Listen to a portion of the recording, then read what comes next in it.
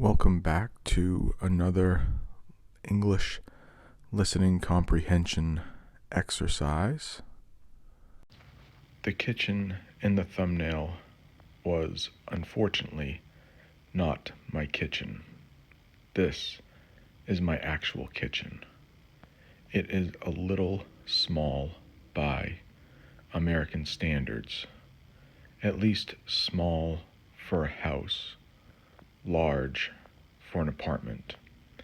If you see the chairs in the picture, you can definitely call them chairs, but some people might call them bar stools.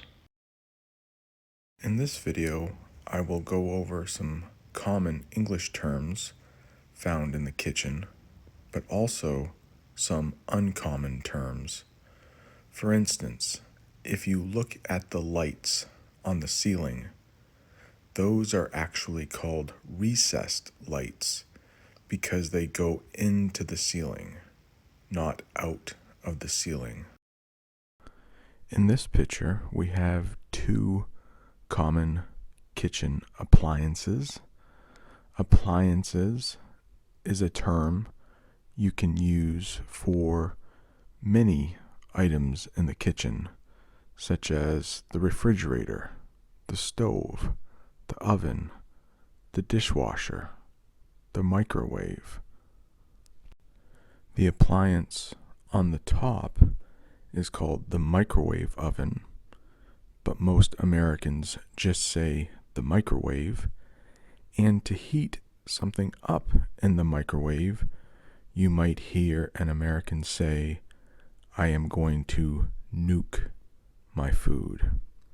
The appliance on the bottom is, of course, the oven, or sometimes you will hear it called the stove, but in reality, the top part, where the frying pan is the stove or stove top, and the larger part that you put things inside is the oven.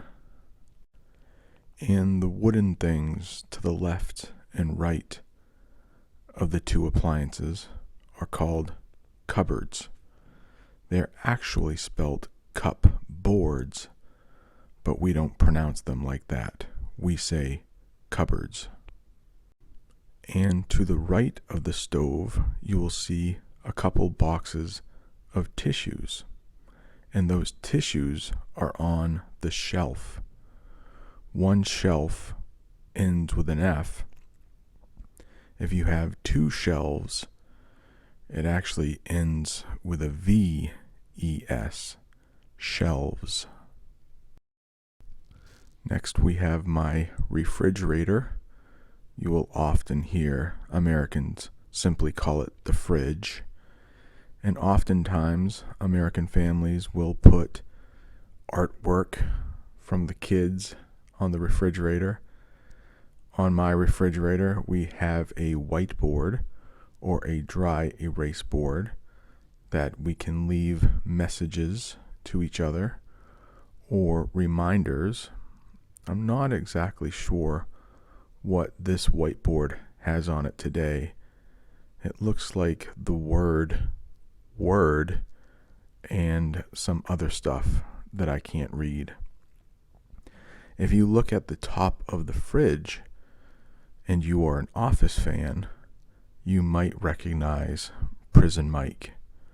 My daughter did that for art class. You might find a butter dish in some kitchens, and it is exactly what it sounds like. It is a dish for holding butter.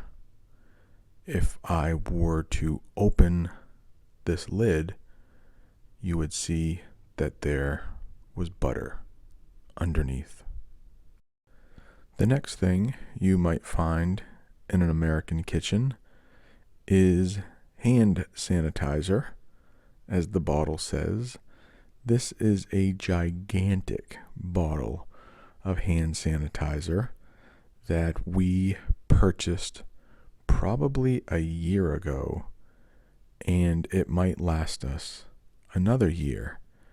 At one time in the United States, I probably could have sold this bottle for $1,000. No, I'm kidding. But at one time, it was very difficult to get hand sanitizer in the United States, as I'm sure it was in your country. And this is hand soap or liquid soap, and you can see that it is black, raspberry, and vanilla. As much as I wanted to turn this picture the other way so you could read it more easily, my editing software kept turning it. Sorry about that. This is called a spoon rest, and again, like the butter dish, it is exactly what it sounds like. It is a place where you can rest your spoon while you are cooking.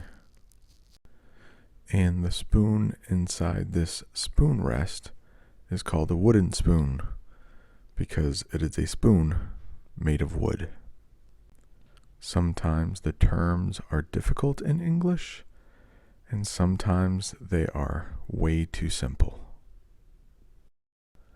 And here is a can opener, and guess what it does? It opens cans. Even very small cans, like this small can of Cento tomato paste. Yes, this is a knife, but we call this knife a serrated knife, and this is perfect for cutting loaves of bread. Loaf ends with an F, loaves ends with a V-E-S. And this type of knife is called a paring knife, great for cutting fruits and vegetables. And this is a mug, sometimes called a coffee mug, great for drinking coffee from. In writing, you should try to never end a sentence with a preposition, like I just did, but in speaking, it's not as important. This, of course, is a glass, but you might sometimes hear it called a pint glass. We call this a dish brush, and guess what it is used for? Brushing dishes, brushing the food off your dishes, maybe before you put it into a dishwasher. But of course, some Americans do not have dishwashers, so they will wash their dishes by hand. This is a potato masher, great for mashing potatoes. We call this little kitchen gadget a pizza cutter. Can you guess what a pizza cutter does? And many of these little tools that are used in the kitchen are also called gadgets. And this is the pizza cutter with a guard, so that you only cut pizza with the pizza cutter and not your hands. And we call this gadget a spatula, great for flipping eggs. And this is a slotted spatula because it has holes in the middle. And this is another kind of spatula that I have had for many years, and we call it a rubber spatula, great for wiping down the sides of a bowl to get the last bit of ingredients out of it. And of course, this is a large cooking spoon. And once again, we have a spoon, but this is called a slotted spoon because of the holes in the middle. And the last one for today.